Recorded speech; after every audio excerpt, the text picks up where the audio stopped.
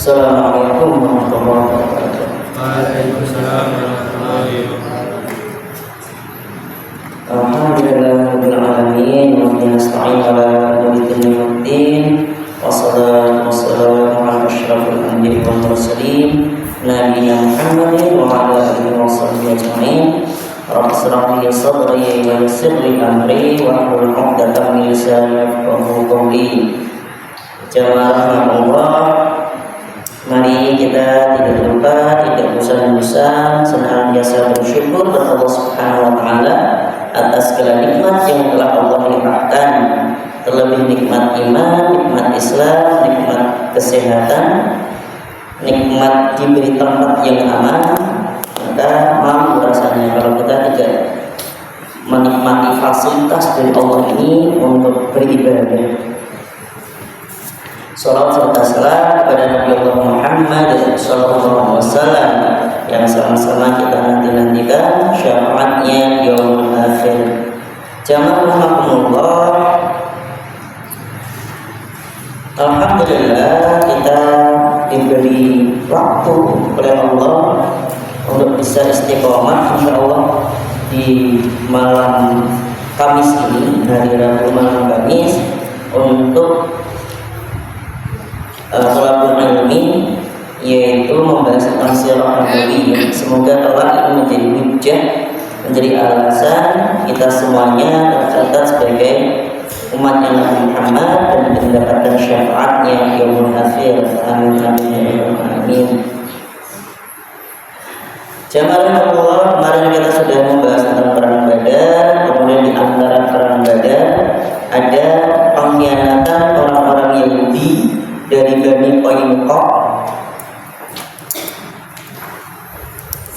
Sekarang kita membahas tentang perang Uhud. Jadi perang Uhud ini terjadi 1 tahun setelah peristiwa perang Badar.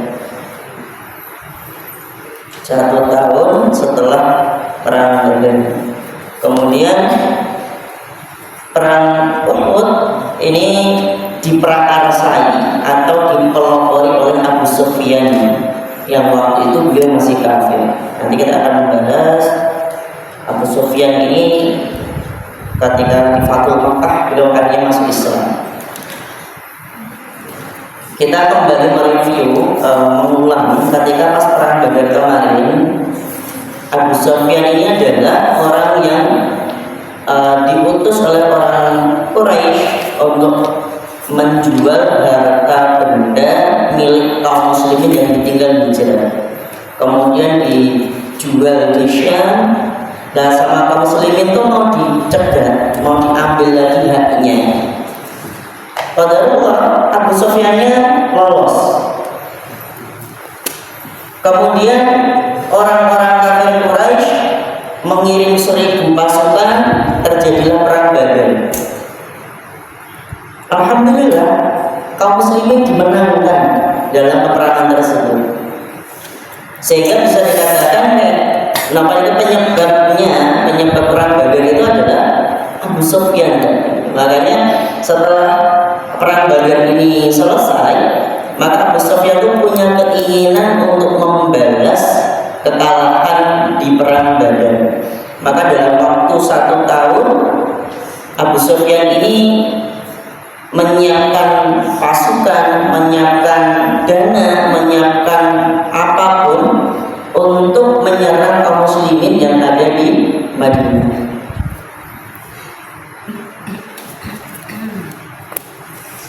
Selain Abu Sufyan, antara pemimpin Quraisy yang paling antusias mengadakan persiapan perang itu ada Ikrimah bin Abu Jahal. Akhirnya beliau juga nantinya masuk Islam. Tapi kita bahas di sini adalah beberapa tokoh. Abu Sufyan, berada Ikrimah, Safwan bin Umayyah yang dulunya pas di perang Badar dia tidak ikut. Kemudian Abdullah bin Abu Rabi'ah. Nah, tindakan pertama yang mereka lakukan dalam kesempatan ini ialah mengumpulkan kembali barang dagangan yang telah diselamatkan oleh Abu Sufyan, dan barang dagangannya tadi menjadi modal utama dalam peperangan ini.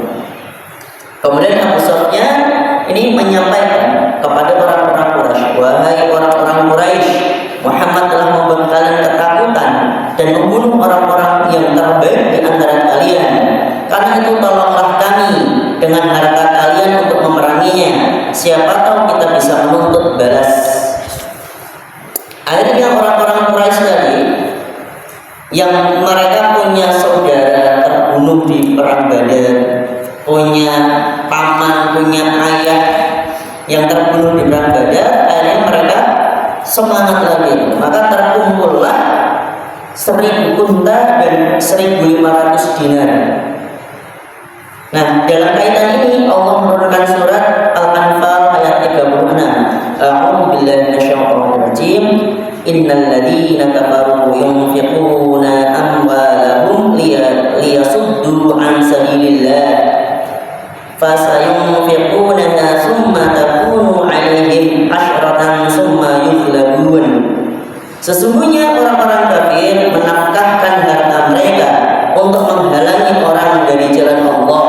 Mereka akan menafkahkan harta itu, kemudian menjadi sesalan bagi mereka, dan mereka akan dikalahkan. Surat Al-Anfal ayat 36. Kemudian orang-orang kafir Quraisy tadi juga masih membuka dukungan atau bahasa kita kayak buka donasi. Mau silakan siapa lagi yang mau ikut menyumbang. Padahal sumbangannya diberikan untuk memerangi kaum muslimin.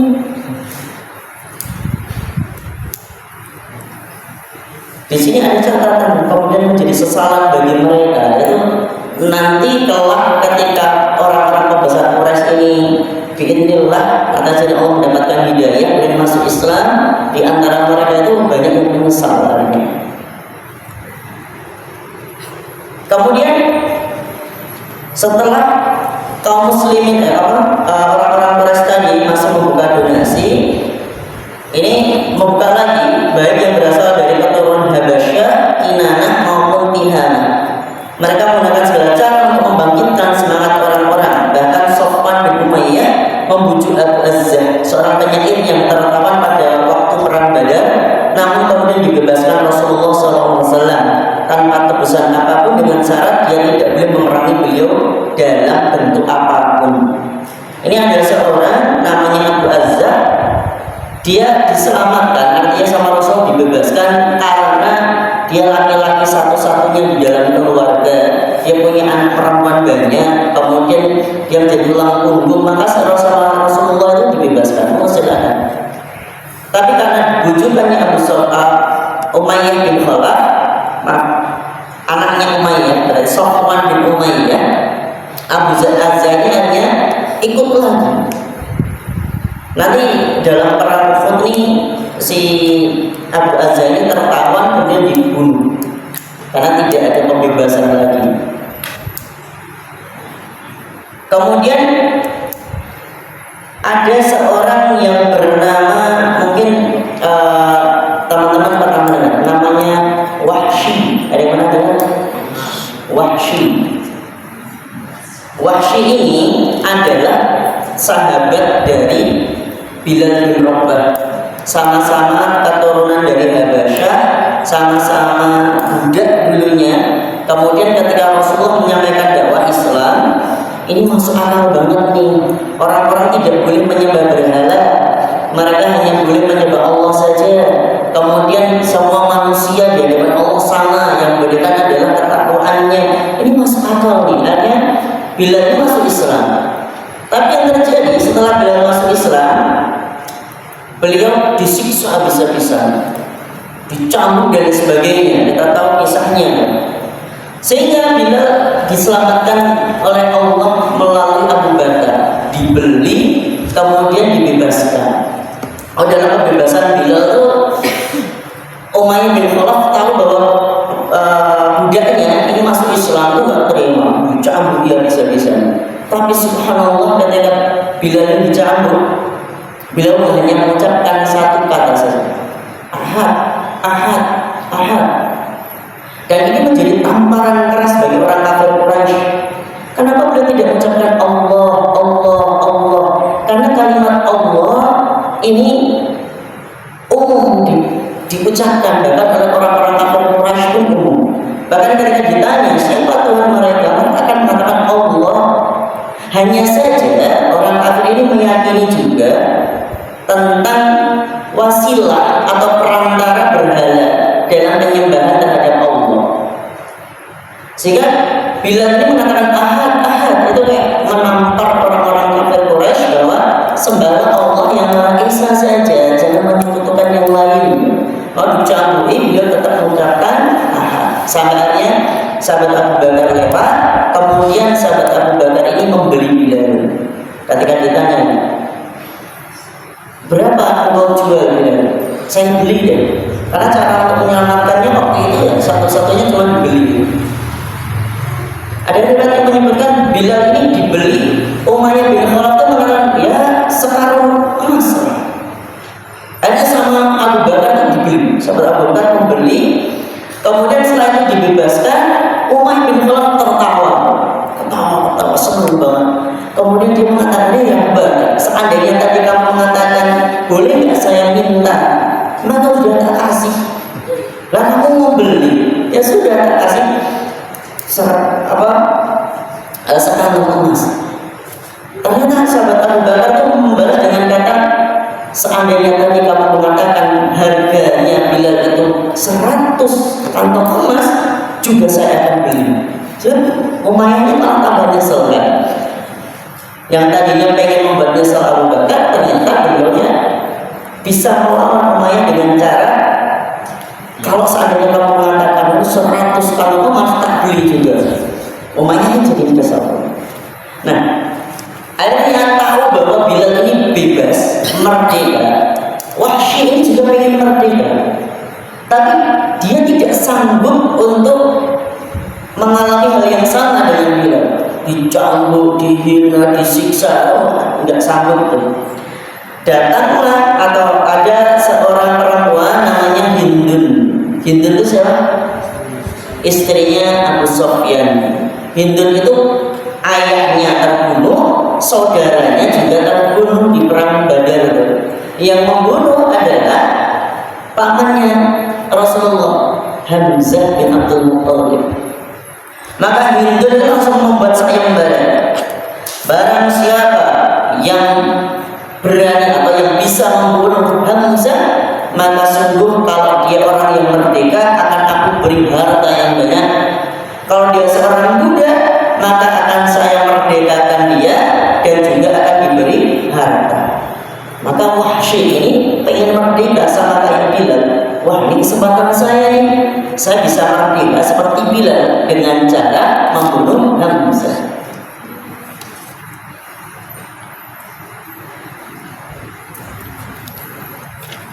Kemudian disebutkan di sini kekuatan pasukan Quraisy. Jadi setelah segenap setahun Quraisy ini masih menghimpun kekuatan, kemudian menghimpun donasi untuk perang Badar, perang Uhud. Ini nanti belum namanya belum perang Uhud ya, karena belum tahu letaknya di mana. Tapi pembalasan dendam di kekalahan perang Badar. Ini dari kekuatan Quraisy, hewan pengangkut dalam pasukan Mekah ini sejumlah 3.000 unta. Penunggang kudanya sebanyak 200 yang disebar di sepanjang jalan yang dilaluinya. Pasukan yang dilengkapi dengan baju besi adalah 700. Komando tertinggi dipegang Abu Sufyan bin Haris. Komandan pasukan penunggang kuda dipimpin oleh Khalid bin Walid dengan Ikrimah bin Abu Jahal sebagai asistennya. Bendera perang sendiri diserahkan kepada Bani Abdiddar. Abdiddar ini sebenarnya kalau diruntut itu masih saudara dengan Rasulullah. Jadi Bani Hashim ini ketika diruntutkan Abdiddar ini masih saudara juga. Jadi orang Quraisy itu sebenarnya masih saudara. Nih Abu Sufyan bin Haris. Ada masih ingat siapa anaknya Abdul Muttalib yang diajak untuk menggali sumur Zam-Zam? Namanya Haris bin Abdul Muttalib. Berarti Abu Sufyan itu sebenarnya juga masih saudara dengan Rasulullah, itu juga masih saudara. bahwa orang-orang kafir Quraisy ini Muhammad membawa perubahan ini yang tadinya kayak gini kok diberubah dan sebagainya. Maka keimanan itu yang membuat perbedaan besar, sehingga mereka berperang di sini. Kemudian sebelum perang dimulai, ini Rasulullah SAW ini mengutus beberapa orang untuk mengintai gerak-gerik dari Makkah. Tentunya setelah peperangan itu mereka nggak, perang ya, kamu menang kalah ya udah selesai, nggak mungkin. Mereka pasti akan melakukan berbagai cara untuk membalasnya. Al-Abbas bin Abdul Muttalib ini salah satu dari pamannya Rasulullah SAW yang pernah tertawan dan bebas. Ini masih menetap di Mekah. Kemudian beliau mengirimkan informasi tentang gerak-gerik orang-orang Quraisy, tentang persiapan militernya, tentang persiapan untuk berperang dan sebagainya. Maka Al-Abbas ini mengirim surat, mengutus orang untuk membawa surat kepada Rasulullah SAW. Utusan Al-Abbas segera pergi untuk menyampaikan surat tersebut dan mampu menempuh perjalanan Makkah dan Madinah hanya dalam waktu 3 hari. Dia menyerahkan surat itu ketika Rasulullah SAW saat beliau sedang berada di Masjid Quba. Beliau menyuruh Ubay bin Ka'ab untuk membacakan surat itu dan memerintahkan agar dirahasiakan. Kemudian setelah itu beliau kembali ke Madinah, kemudian memusyawarahkan permasalahannya dengan pemuka Muhajirin dan Ansor. Disampaikanlah tentang gerak-gerik, tentang persiapan dari orang-orang kafir Quraisy yang mau menyerang Madinah, mau menyerang kaum muslimin khususnya. Maka Madinah ini sudah dalam keadaan siaga. Tak seorang pun lepas dari senjata. Bisa saja kapan-kapan mereka langsung datang bisa. Maka untuk menghadapi kemungkinan tersebut, sejumlah orang Ansor seperti Sa'ad bin Mu'ad, Usaid bin Hudair, dan Sa'ad bin Ubadah senantiasa menjaga Rasulullah SAW. Mereka selalu berada di dekat pintu rumah beliau. Jadi rumahnya Nabi itu juga dijaga. Mas, ini pelajarannya adalah kira-kira Rasulullah itu dekat nggak sama Allah? Seandainya Rasulullah Allah jaga saya, bisa? Bisa banget. Tapi beliau itu adalah uswah, contoh. Maka beliau akan mencontohkan sesuatu yang bisa dinalar sama manusia. Nanti sesuatu yang tidak bisa dinalar itu baru biidznillah. Tapi untuk ikhtiar, beliau memberikan contoh yang bisa ditiru oleh umatnya. Kayak pergi Isra Mi'raj, beliau naik buruk dari Masjidil Haram ke Masjidil Aqsa. Kemudian buruknya itu diikat. Kemudian Rasulullah sholat di situ. Pertanyaan, siapa yang mau nyuri buruk dari sana? Enggak ada. Mungkin orang lain juga malah nggak lihat buruk kan, malah boleh kan. Allah memberi kemampuan sama Rasul atau memberikan izin Rasul untuk bisa melihat. Cuma ikhtiarnya adalah ketika punya kendaraan ya dikunci, punya kendaraan ya dijaga. Kemudian diikat di parkiran gitu. Yang diikat buruk bukan kayu unta. Ini menunjukkan Rasulullah itu pengen mengajarkan pada umatnya tentang ikhtiar, tentang usaha. Dan ketika Isra Mi'raj bukan sehari semalam kurang itu dari Masjidil Haram, Masjidil Aqsa naik ke langit kemudian turun lagi. Lah kok mau ke Madinah aja sampai 6 hari. Ini juga mengajarkan tentang dakwah itu ada namanya strategi, adanya usaha, adanya persiapan dan sebagainya. Nah, maka sebagai bentuk ikhtiarnya, karena ini orang-orang Quraisy, kafir Quraisy ini sudah mau menyerang Madinah, orang-orang dari Ansor mereka dengan sukarela menjaga Nabi Muhammad SAW. Mereka senantiasa berjaga di depan pintu rumahnya Nabi, kemudian keliling untuk menjaga Nabi Muhammad SAW. Di setiap pintu gerbang Madinah dijaga oleh sejumlah orang karena dikhawatirkan musuh menyerang secara mendadak. Sejumlah orang muslim lainnya bertugas memata-matai setiap gerakan musuh. Mereka berkeliling di setiap jalur yang biasa dilalui orang-orang musyrik untuk menyerang kaum muslimin. Ini bentuk dari ikhtiar. Akhirnya setelah pasukan Mekah ini keluar dari kota Mekah, mereka melakukan perjalanan dengan mengambil jalur utama ke arah barat menuju Madinah. Ketika mereka tiba di Abwa, Hindun binti Utbah, istri Abu Sufyan, mengusulkan untuk menggali kuburan bagi Rasulullah SAW. Saking yakinnya menang. Wah, ini kemarin kita kalah, ini harus menang. Saking kejamnya, Hindun ini sampai mengusulkan di Abwa itu adalah dekat dengan pemakaman Abwa itu kalau pemakamannya Aminah itu siapa?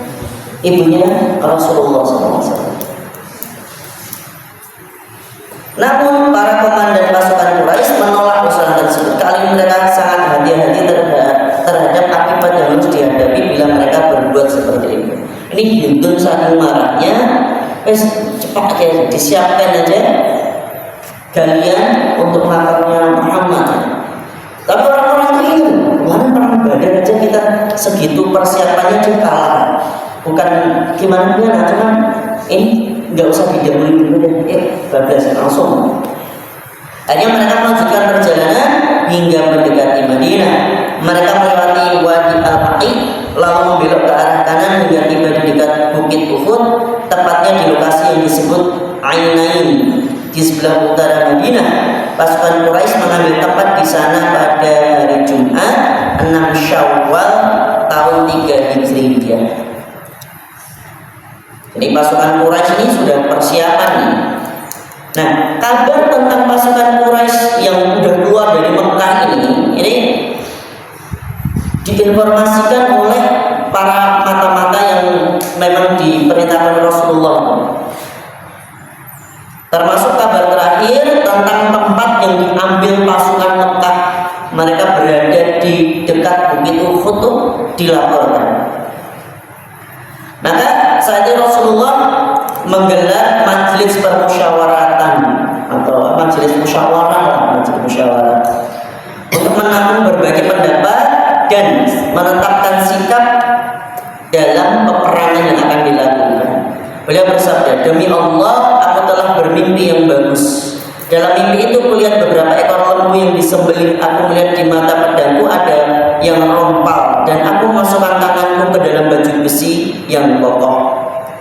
Beberapa ekor sapi itu ditafsirkan dengan beberapa orang sahabat yang gugur syahid. Mata pedang beliau yang rompal ditafsirkan dengan anggota keluarga beliau yang tertimpa musibah, dan baju besi ditafsirkan dengan Madinah.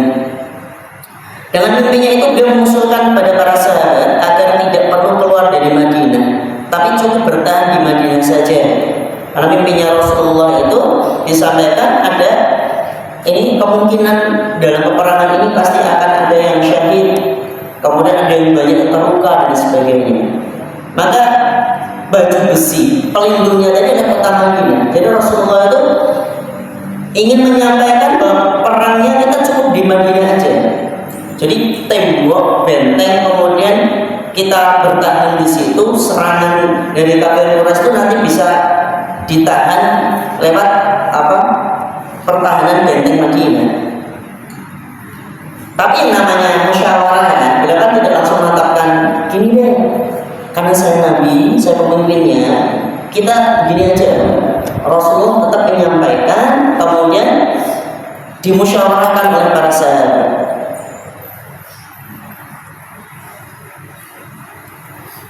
Abdullah bin Ubay yang saat itu juga ikut hadir dalam majelis permusyawaratan sebagai wakil dari para pemuka Khazraj sangat menyetujui pendapat ini.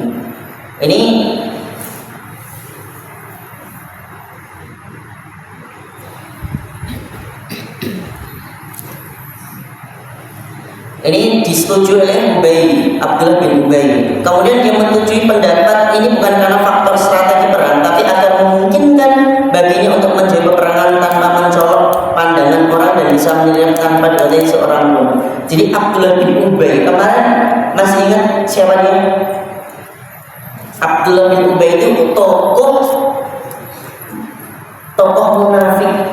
Jadi dia pura-pura masuk Islam nih, kemudian ketika rekan dagang atau rekan bisnisnya dari Bani Qainuqa yang orang Yahudi mau diusir itu, mau dihukum, kemudian Abdullah bin Ubay menyelipkan tangannya di baju perangnya Nabi. Saya nggak akan melepaskan sebelum engkau memaafkan mereka. Akhirnya mereka diusir tanpa membawa harta benda. Nah, Abdullah bin Ubay ini orang munafik. Jadi ketika Rasulullah menyampaikan beberapa kemungkinan, ada dua strategi nih, perangnya keluar atau bertahan. Nah, Abdullah bin Ubay itu menyetujui usulan Rasulullah. Saya setuju. Padahal bukan karena dia mendukung, bukan karena Abdullah bin Ubay itu mendukung usulan Nabi, enggak. Tapi karena dia tidak mau kelihatan kemunafikannya. Jadi kalau nanti berada di benteng itu, berada berlindung di Madinah, mau dia balik ke rumah, tidur atau apa, terserah dia, nggak ketahuan. Beda halnya kalau nanti keluar itu harus membawa senjata, persiapan, kemudian dalam peperangan nanti bisa terluka dan sebagainya. Maka karena dia orang munafik, maka dia bisa menyelinap, nanti mengabarkan informasi pada orang kafir Quraisy yang di luar, lewat sini loh, bisa, ini loh jalannya, dan tak kasih tempat misalnya, itu bisa banget strategi ini. Namun sejumlah sahabat mereka justru ingin peperangan itu kita keluar aja. Paling tidak kalau nanti keluar kita perang, kasarannya kalaupun kalah terpendur, kita baru bisa mundur. Dan Madinah ini jadi benteng terakhir. Kalau kita bertahan di Madinah kemudian diserang, lah kok ternyata kalah, maka tidak ada benteng lagi, udah bisa hancur semua. Jadi mereka mengusulkan sesuatu itu ada dasarnya. Terlebih lagi beberapa orang di antara mereka itu kemarin pernah ikut di perang Badar. Dan di perang Badar ini Allah berikan pertolongannya besar sekali. Dan mereka yakin betul bahwa kita di jalan yang benar, pasti Allah nanti akan menyelamatkan. Kemudian di antara orang-orang yang lain, kemarin mereka nggak tahu kalau mau ada perang tuh nggak tahu. Makanya di antara mereka banyak yang tidak ikut. Toh yang di perang Badar kan cuma 314 orang kan. Sehingga mereka nyesel banget tuh, wah kalau tahu kemarin mau perang ya saya ikut nih. Nah ini mumpung ada kesempatan kedua nih, perang Uhud, maka ya sudah, toh kita berada di jalan yang benar, kita keluar perang. Bagi seorang muslim itu, kalau gugur berarti syahid, menang mulia. Gak ada yang buruk ketika perang, itu gak ada yang buruk. Maka mereka bersikukuh dengan usulan itu tadi. Hampir-hampir kayak bahasa anaknya itu kayak ngedrill itu memaksa. Wahai Rasulullah, sejak dahulu kami sudah mengharapkan kedatangan hari seperti ini, dan kami selalu berdoa pada Allah. Dia sudah menuntun kami dan tempat yang dituju sudah dekat. Keluarlah untuk menghadapi musuh-musuh kita, agar mereka tidak menganggap kita takut pada mereka. Jadi ada perang, itu mereka malah senang. Ini saatnya kita jihad nih. Salah satu tokoh terdepan di antara orang-orang yang sangat antusias untuk keluar tersebut adalah Hamzah bin Abdul Muthalib. Beliau juga sangat semangat. Hamzah berkata pada Rasulullah, demi yang menurunkan Alkitab kepadamu, aku tidak akan memakan makanan apapun sebelum membebat mereka dengan pedangku ini di luar Madinah. Akhirnya Rasulullah SAW mengabaikan pendapat beliau sendiri karena mengikuti pendapat mayoritas. Beliau pun memutuskan untuk keluar dari Madinah dan bertempur di medan terbuka. Di riwayat yang lain itu ketika mereka sudah, ya Rasulullah, kita keluar aja. Kemudian akhirnya Rasulullah itu masuk ke rumah, belum menyiapkan baju perang dan sebagainya. Apakah kita nggak maksa Nabi ya? Kok kayaknya kita nggak sopan banget loh. Tadi Rasulullah kan pengennya kita bertahan aja di Madinah, tapi Tapi kita maksa, apa kita nggak maksa? Jadi setelah mereka menyampaikan pendapat, Rasulullah masuk, itu mereka kayak nyesal sendiri gitu. Sampai akhirnya Rasulullah keluar, kemudian ya Rasulullah, bagaimana kalau terserah pendapat Anda aja ya? Akhirnya sama Rasulullah itu langsung mengatakan pantang dari seorang nabi untuk keluar dalam keadaan baju perang sudah siap dan mundur lagi. Strategi sudah ditetapkan. Ini kita sudah musyawarah, sudah sepakat, ya sudah. Kalau sudah sepakat, ya selesai. Langsung dilaksanakan. Ini harus menjadi tabiatnya seorang muslim. Seorang muslim itu yang dipegang adalah kata-katanya. Bersyahadat, asyhadu an la ilaha illallah wa asyhadu anna Muhammadar Rasulullah. Saya bersaksi bagi ada Tuhan selain Allah dan saya bersaksi bahwa Nabi Muhammad adalah utusan Allah. Ya sudah, itu yang kita pegang. Gak ada lagi sesembahan yang lain. Sembah Allah saja. Mengakui Nabi Muhammad utusan sudah kita akui. Bahkan ketika seorang muslim berjanji sudah ditepati. Meskipun ya seandainya berjanji nggak ada tulisan di atasnya, kita punya janji sama Allah sama saja. Ada tulisannya ataupun tidak, ada tepati. Saya pernah punya janji sama teman, punya utang 200.000. Saya mau pergi ke mana? Mau pergi ke rumah teman, kemudian nggak punya uang, pinjam. Subhanallah, lupa saya. Lama. Terus tiba-tiba teman saya itu udah beberapa tahun tuh BA. Beliau itu ikut pengajian, kemudian menyampaikan bahwa hutang itu akan dibawa mati.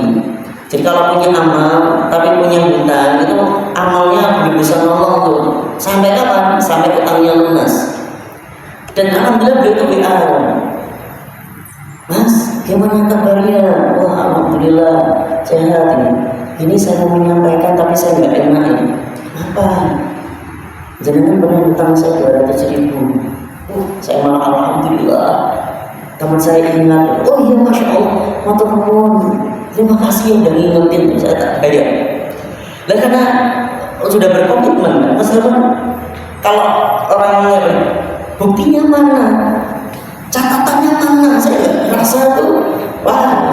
Seorang mukmin itu ucapannya benar-benar dipegang. Bahkan ketika sudah nikah misalnya, kemudian berjanji, ya sudah istrimu itu tanggung jawab, keluargamu tanggung jawab. Seorang muslim itu yang dipegang adalah perkataannya. Akhirnya Nabi Muhammad SAW keluar dengan pasukan gabungan Muhajirin dan Ansar. Nah, ketika pas keluar, ini kaum muslim ini jumlahnya ada sekitar 1.000 orang. Sementara kafir Quraisynya berapa tadi? 3.000. Di perang Badar kemarin, pasukan kafir Quraisy 1.000, kaum musliminnya 300 sekian, 314. Di perang Badar, kafirnya ada 3.000, kaum musliminnya 1.000. Ketika pas mau keluar, ini Ubay bin Ka'ab tadi, ya Abdullah bin Ubay bin Ka'ab itu sahabat yang lain. Abdullah bin Ubay ini merasa bahwa pendapat saya nggak dipakai ini, seolah-olah seperti itu. Padahal memang dia nggak mau aja, nggak mau ikut perang aja. Tapi dia nyari-nyari alasan supaya tidak mau ikut perang. Akhirnya dia mundur dengan kaumnya, dengan pasukannya. Saya punya usulan mau nggak dipakai, udah kalau gitu saya nggak akan ikut perang. Akhirnya dia mundur dari 1.000 menjadi 700 orang karena pasukannya Abdullah bin Ubay itu mundur. Nabi SAW mendirikan sholat Jumat bersama kaum muslimin. Beliau menyampaikan nasihat dan perintah pada mereka dengan penuh semangat, mengabarkan bahwa kemenangan pasti di tangan mereka, sabar, serta memerintahkan untuk bersiap-siap menghadapi musuh. Apa yang disampaikan disambut gembira oleh kaum muslimin, oleh semua orang itu disambut gembira. Ini wah, motivasi luar biasa ini. Akhirnya mereka keluar, kemudian orang-orang menunggu Nabi Muhammad SAW. Dan Sa'ad bin Mu'adz dan Usaid bin Hudayr berkata pada mereka, kalian telah memaksa Rasulullah untuk keluar. Yang tadi yang sudah saya sampaikan tadi. Karena itu mereka ingin membalikan urusan tersebut kepada keputusan beliau. Mereka semua menyesal karena telah memaksa Nabi SAW. Wahai Rasulullah, kami tidak bermaksud menentang Anda. Berbuatlah menurut kehendak Anda.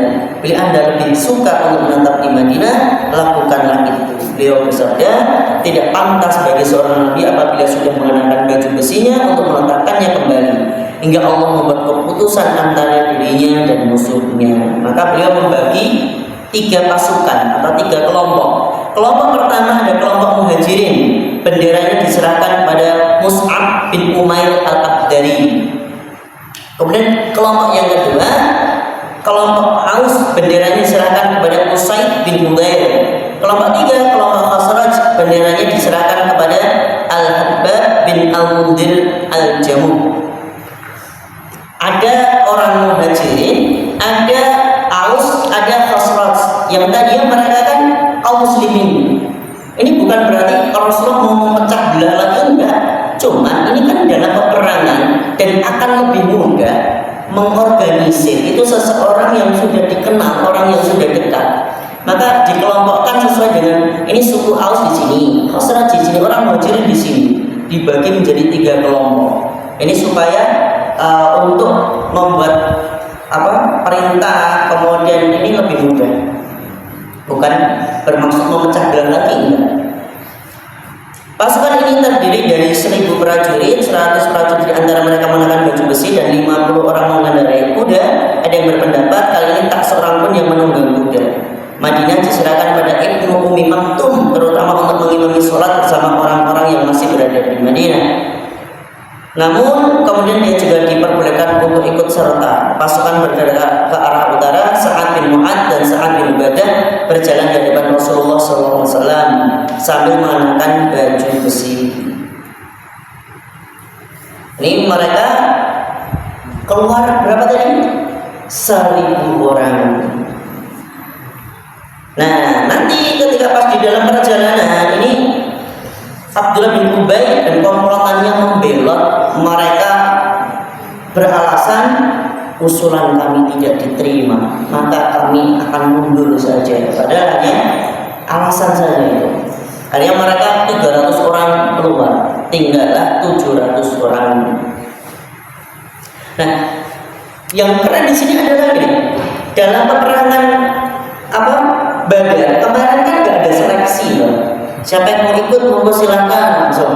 Ternyata malah terjadi peperangan, nggak ada seleksi, nggak ada perencanaan, tapi Allah yang merencanakan kaum muslimin perang. Nah, di perang yang kedua ini jelas Rasulullah memanggil kaum muslimin, wahai kaum muslimin, jihad. Ini ada orang kafir Quraisy keluar menyerang kita. Jadi semua orang itu kan berbondong-bondong. Nah, ini ada beberapa pemuda.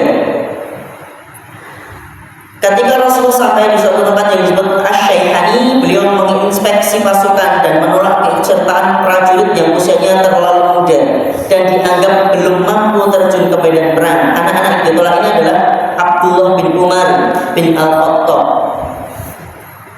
Abdullah anaknya siapa? Sahabat Umar. Kemudian ada Usamah bin Zaid. Waktu itu beliau masih remaja. Usaid bin Hudayr, Zaid bin Thabit yang akhirnya nanti menjadi sekretaris Rasulullah dalam menulis Al-Quran. Kemudian Zaid bin Arqam. Zaid bin Arqam itu anaknya Arqam bin Abdul Arqam. Amr bin Hazm, Abu Sa'id Al-Khudri dan Sa'ad bin Habbah. Ada yang menyebutkan bahwa Al-Bara bin Azib juga masuk dalam barisan nama tersebut. Tetapi Al-Bukhari menyebutkan bahwa dia mati syahid dalam perang Uhud ini. Sedangkan Rafiq bin Khudayj dan Samurah bin Jundub diperbolehkan bergabung sekalipun usia mereka masih terlalu muda. Jadi ada beberapa pemuda tadi yang ditolak untuk ikut perang karena masih sangat belia, masih belasan tahun. Mereka disuruh pulang. Sudah, kalian pulang saja, tidak usah ikut perang, jangan kembali ke Madinah. Padahal dalam perang itu kemungkinannya apa? Kalau nggak syahid, bisa terluka, cacat juga sangat mungkin. Disuruh pulang nggak jadi perang, bukannya senang, malah nangis. Mereka nangis minta, ya Rasulullah, kami mau ikut. Kalian pulang, kalian masih terlalu muda. Hari beberapa muda tadi pulang. Dan ada seorang ada pemuda yang mengatakan, ya Rasulullah, saya punya keahlian. Apa kalian? Saya bisa memanah. Lalu pemuda tadi, meskipun usianya masih belia, itu manah jagung, manah cukup. Beberapa kali dites tepat sasaran, beberapa kali dites tepat sasaran. Rasulullah memperbolehkan. Kemudian ini Rafi bin Khudais ini diperbolehkan karena diketahui dia jago memanah. Maka ada seorang yang tahu, itu teman saya si Rafi kok ikut, kok boleh? Kemudian dia protes, ya Rasulullah, kok dia boleh ikut? Karena dia jago memanah. Ya Rasulullah, kalau dia sama saya gelut, gula, berantem, itu jago saya. Kemudian sama Rasulullah dites, silakan dites. Ternyata dia bisa mengalahkan Rafi bin Khudais, sehingga pemuda tadi diperbolehkan ikut perang. Ini menjadi pelajaran. Yang namanya jihad itu gak main-main, harus ada persiapan.